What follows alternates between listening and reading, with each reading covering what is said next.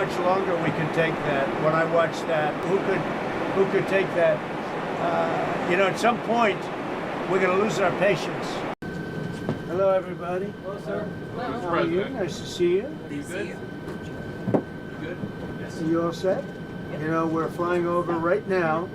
We're flying over a thing called the Gulf of America, and I'm signing a proclamation, and perhaps you could define that.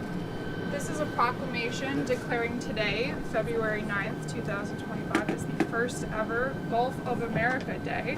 This follows the President's executive order issuing a name change from the Gulf of Mexico to the Gulf of America. And we're flying right over it right now. So we thought this would be appropriate. Even bigger than the Super Bowl. This is a big thing. And almost everybody now has assented to that. Attention on board. Ladies and gentlemen, if you could please direct your attention out the right side of the aircraft.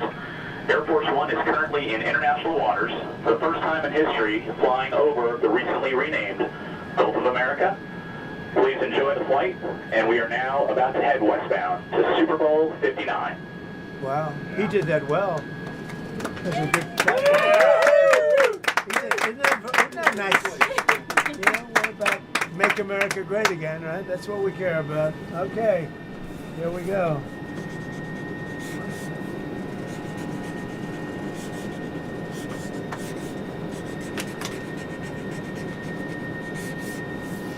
So this is a famous pen now, and we'll put it with something.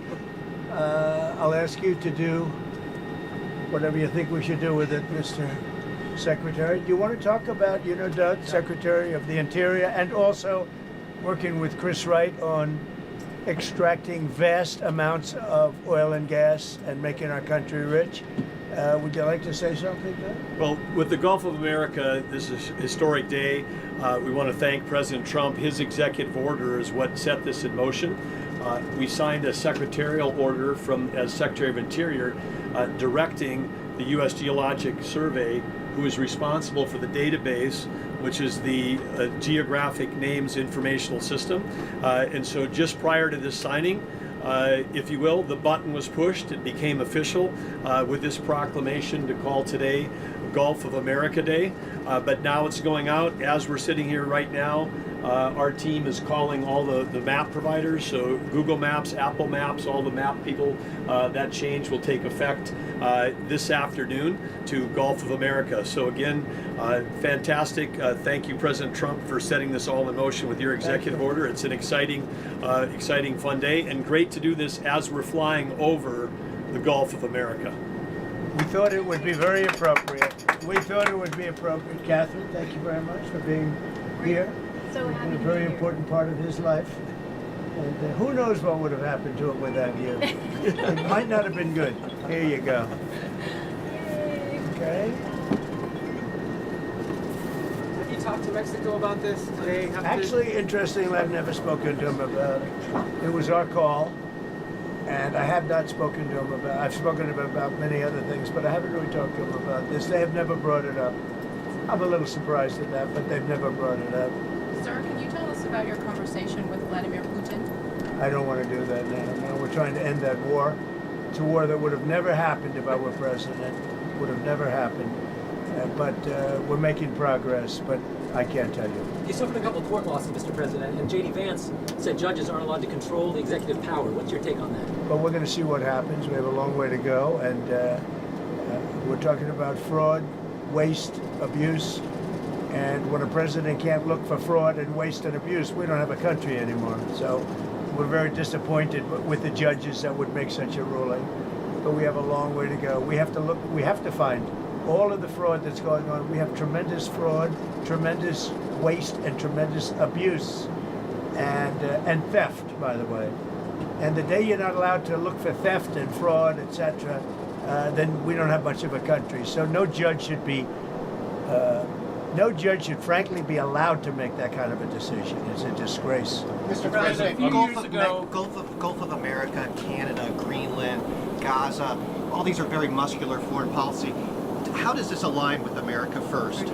Because it makes us bigger, stronger, and better, and more protective. We need Greenland because of national security. international security, world peace. And we'll have to do that. Canada, we'll see what happens with Canada, but the people of Canada would be paying less than half of the tax. If you look at the tax, they're going to be paying less than half the tax. They don't pay very much for military, and the reason they don't pay much is they assume that we're going to protect them. That's not an assumption they can make, because why are we protecting another country? Now, I love the people of Canada. We have a great relationship. But if they became our 51st state, it would be the greatest thing they could ever do. It would be unbelievable. It would be a cherished state. And think of how beautiful that country would be without that artificial line running right through it. Somebody drew it many years ago with a ruler, just a line. You look at how beautiful that is, wow, it would be very exciting. But if you look at Canada, it would be cherished as a 51st state.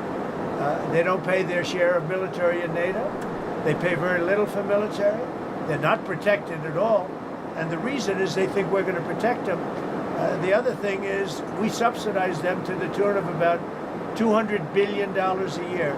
If we stop doing that, if we stop allowing them to make cars through tariffs and other things, cars, trucks, etc., what they make, they're not viable as a country. So would you agree that it's a more aggressive foreign policy than your first term? And why is that? It's more aggressive. It's better. Why? Because I think I've had a lot of experience. And in my first term, I was fighting everybody because they were very aggressive toward me. I always said survival and taking care of the country, not necessarily in that order. But I had to take care of the country, but I had a bunch of lunatics like Pelosi and all of these people. They fought me, and we won. And, I had a lot of other things that were going on there. This time it's much more, they've lost their confidence. I think they've lost the respect of the American people with, men participating in women's sports, with open borders, with transgender for everybody, for all the things that they're doing is so bad. When you allow people to empty their jails into your country with prisoners, killers, their mental institutions and insane asylums into our country, this is what they're doing. When you allow gang members from Venezuela, but many other countries coming into our country, we're getting them all out now.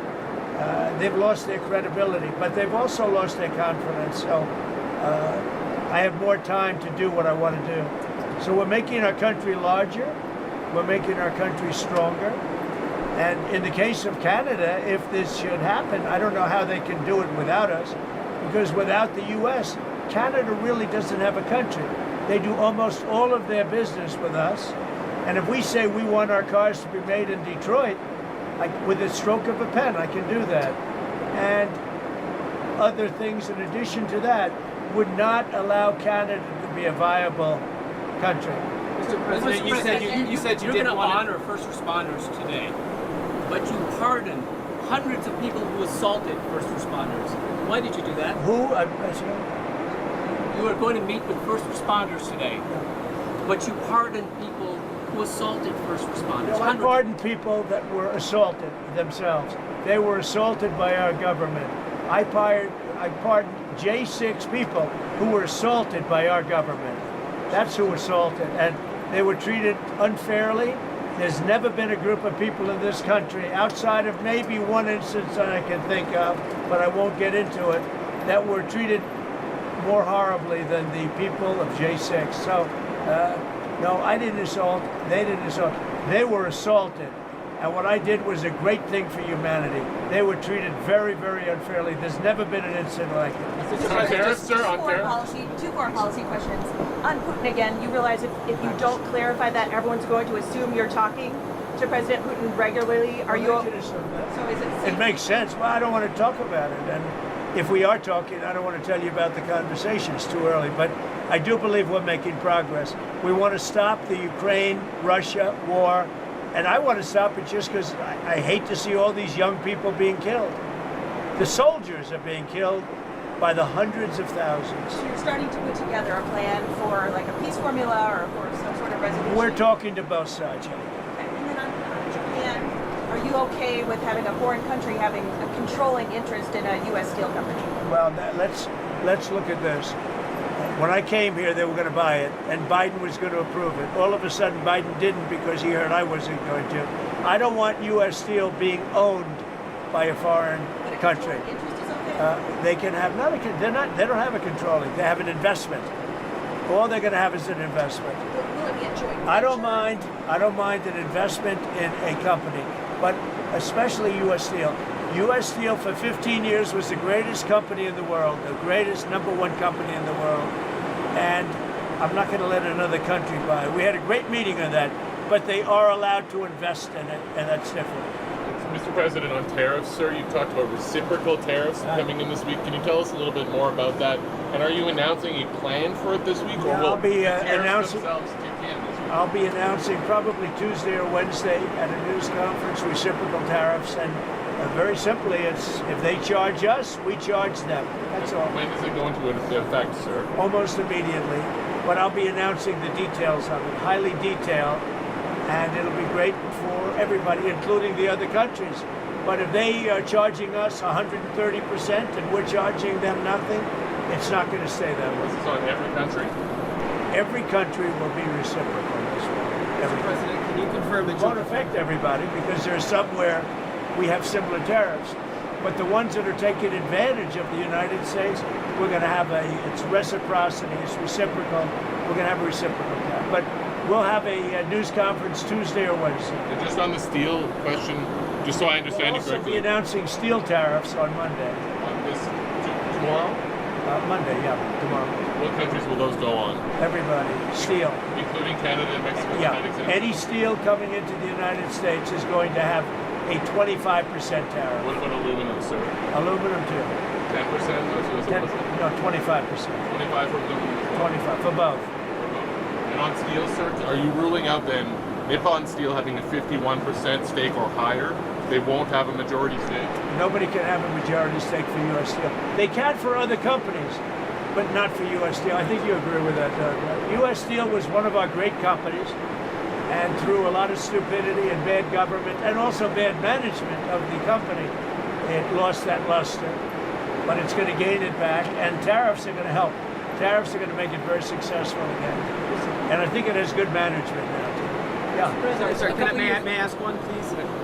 Can you tell me, can you confirm that you'll be meeting with MBS and CC of Egypt soon? Will that be at the White House, or are you going to speak? Well, I'll be meeting with all of them numerous times, by the way, but I'll be meeting with all of them. And yeah, I think that it's a big mistake to allow people, the Palestinians or the people living in Gaza, to go back yet another time. And we don't want Hamas going back. And think of it as a big real estate site. And the United States is going to own it and will slowly, very slowly, we're in no rush, develop it. We're going to bring stability to the Middle East, to a totally war-torn part of the Middle East. A part of the Middle East that has caused tremendous problem, the Gaza Strip. And we'll own it. It's totally demolished right now. It's a demolition site. It'll be reclaimed. It'll be leveled out, fixed up. There won't be anybody there. Hamas won't be there. We'll be building through other of the very rich countries in the Middle East. They'll be building some beautiful sites for the people, for the Palestinians to live in. They'll be living in harmony and peace probably for the first time in hundreds of years. And just to clarify, I know you don't want to tell us about your conversation with President Putin, but can you clarify whether you had that since you've been in office, or whether it happened before you became president? I've had it. Let's just say I've had it. As president, And I expect to have many more conversations. We have to get that war ended. It's going to end, and we have to get it ended. And we have to get it ended soon. Should have never happened, would have never happened if I was president. Mr. President, a couple of years ago, your vice president suggested that if the Supreme Court rules in a way you don't like, just let them enforce it. Do you agree with that? Say the last part. The vice president suggested that if the Supreme Court rules in a way that you don't like, they can just enforce it by themselves. Do you agree with that? I don't know even what you're talking about. Neither do you. Who are you with? HuffPost, sir. Who? HuffPost. Oh, no wonder. I thought they died. Are they still around? I haven't read them in years. I thought they died. All right, go ahead. Who else? on security clearances, you've been yanking a lot of them. Why does it make the country safer to take away the AG security clearance? And is that a form of retribution? Which If is there's somebody, if there are people that we don't respect, if there are people that we thought that were breaking the law, okay, very close to it in previous years, we do it. And we've done it with some people. We've done it with Biden himself. We think our country is not as safe if you gave him clearance. We don't think he knows what he's doing. And what he's done to this country is a disgrace.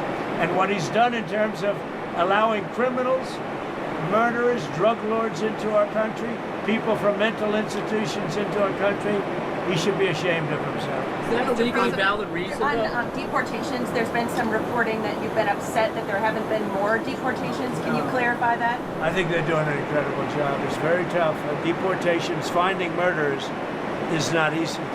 Some of them are actually very smart. They shouldn't be in our country. They wouldn't have been. We had beautiful, we just set records for closure.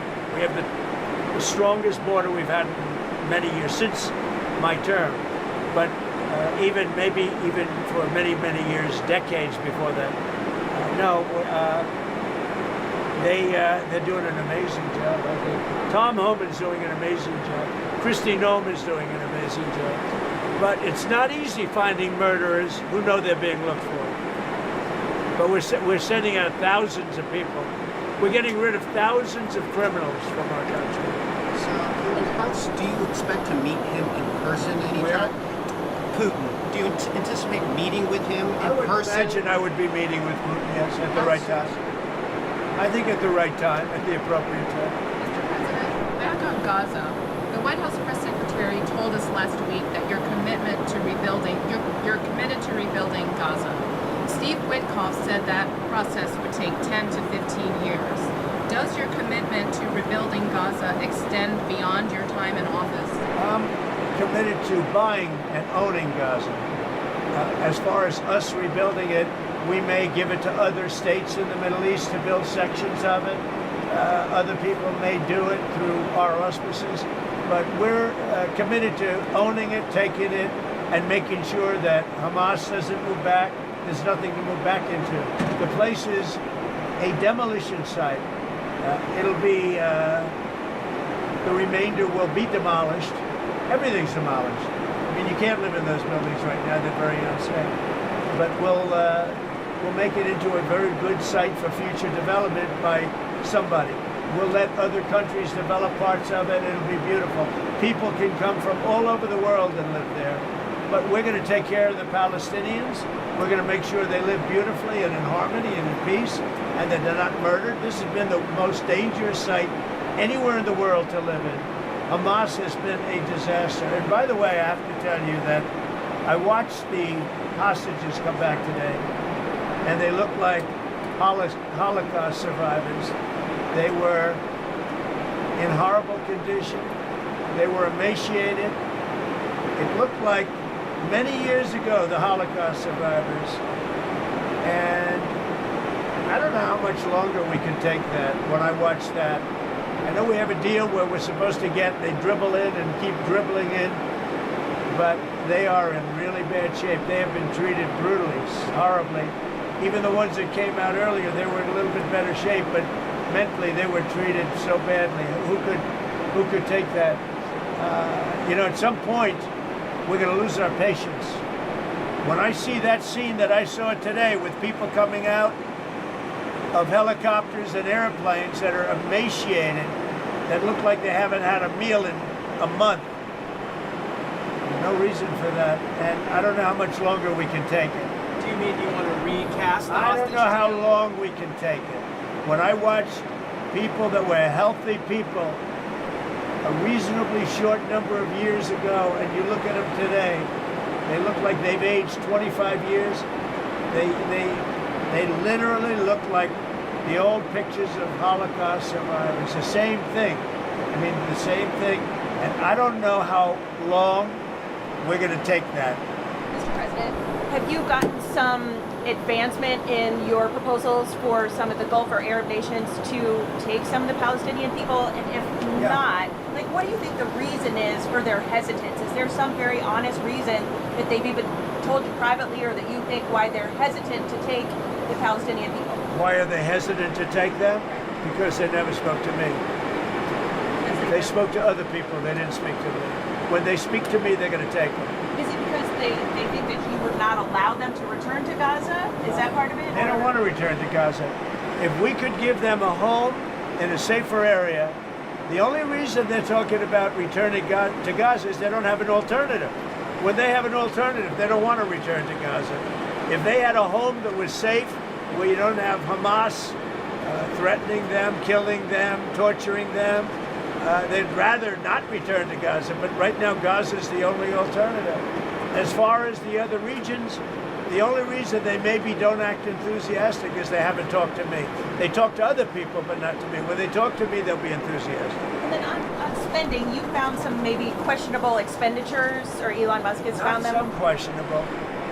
The whole country looks like it's a fraud.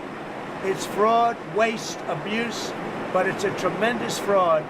And what Elon and his group of geniuses have found is unbelievable. It's unbelievable. And that's just in USAID.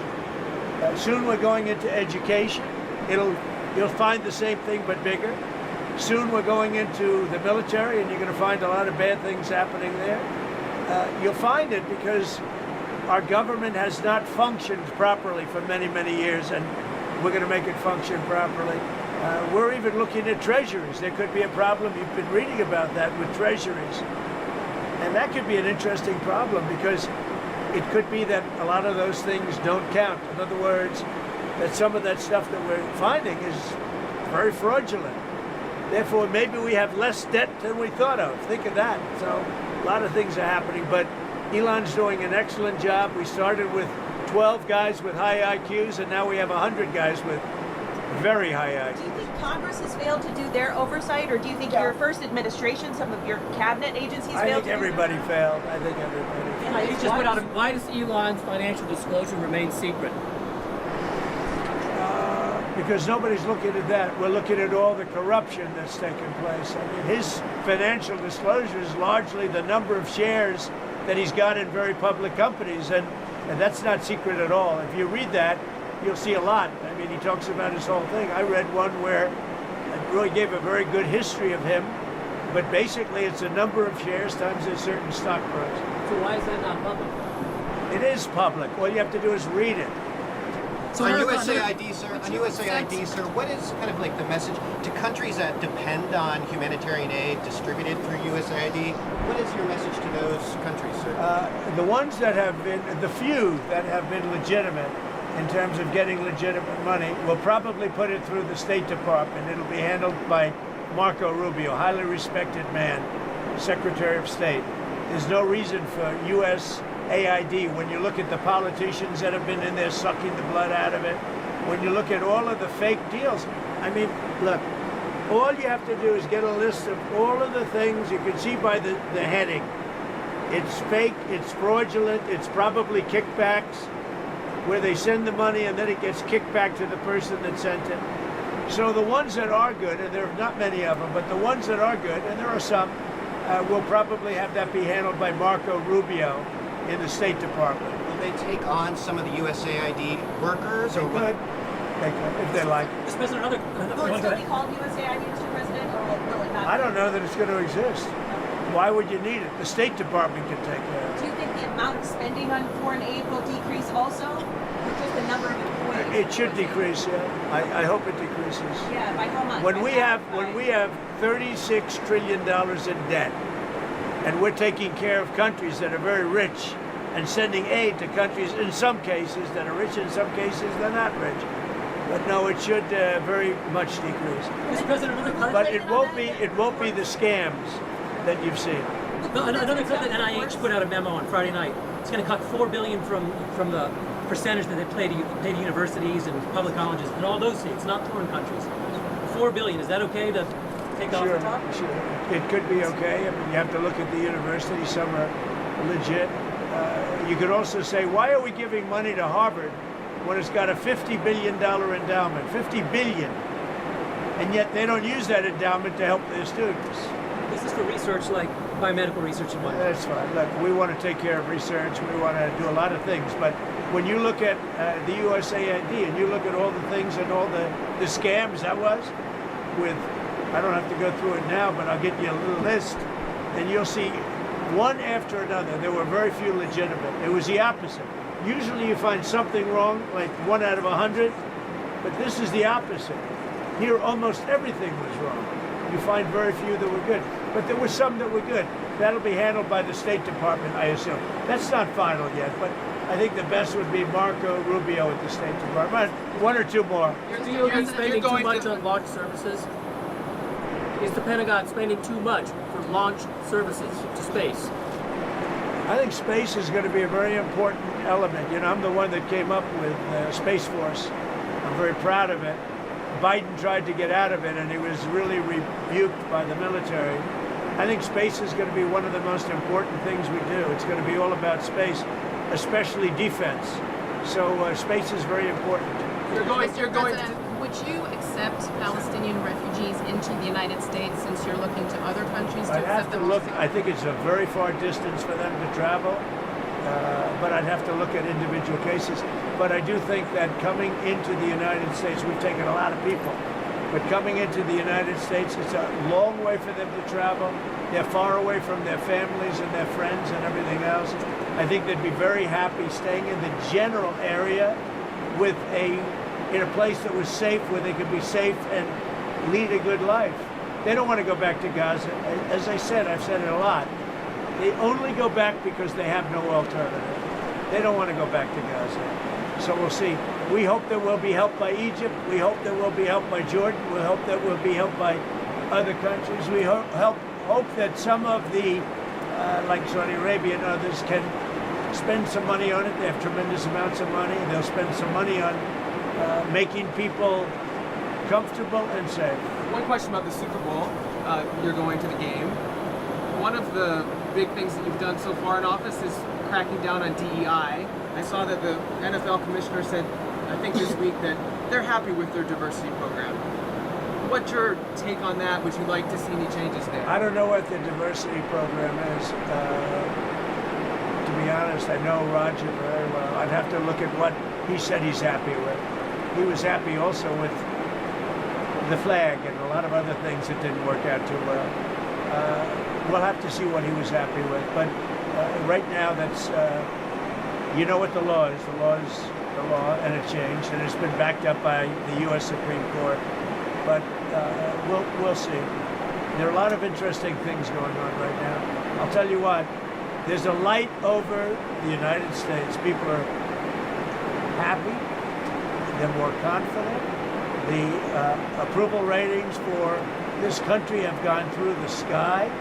More than at any time we've had approval ratings that there's never been anything like it. We've never seen 49 points up. 49 points up. And I think there's a light actually long beyond this country, all over the world. I've been called by other leaders.